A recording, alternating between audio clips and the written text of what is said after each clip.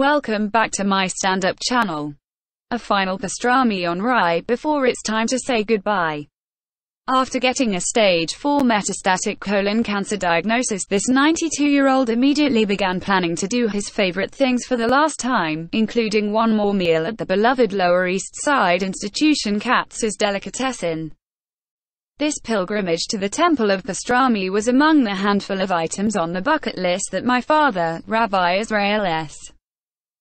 Dresner, drew up within 24 hours of the doctors telling him last month that he would not make it to his 93rd birthday in April, wrote Avi Dresner in a moving essay about the recent bittersweet afternoon he brought his father to the Manhattan Deli for one final sandwich. He and his dad had been regularly eating at Katz's since the 1970s. His father was born just a few blocks away. Like my dad through all those decades, Katz's never seemed to change, Avi wrote.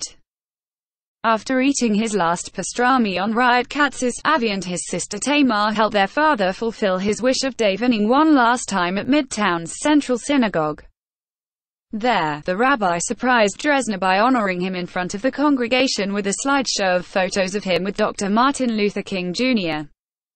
from his days as a civil rights activist. "You are the valiant ones.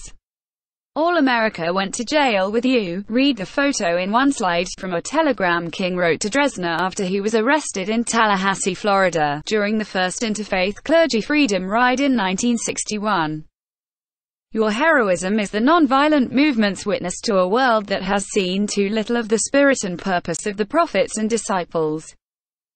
With the last sandwich consumed, Dresner is now working with his children on drafting his death notice and planning his own funeral. They even picked out his casket together.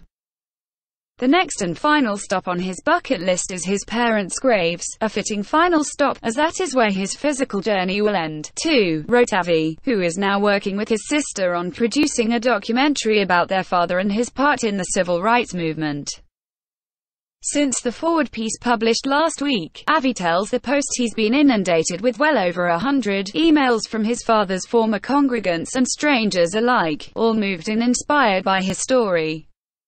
"I've been overwhelmed, in a good way, by all of the reminiscences that have been pouring in," he said.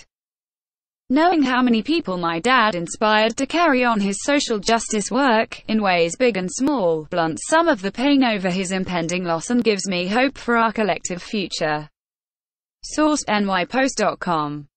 Please like, share and subscribe. Thank you for watching.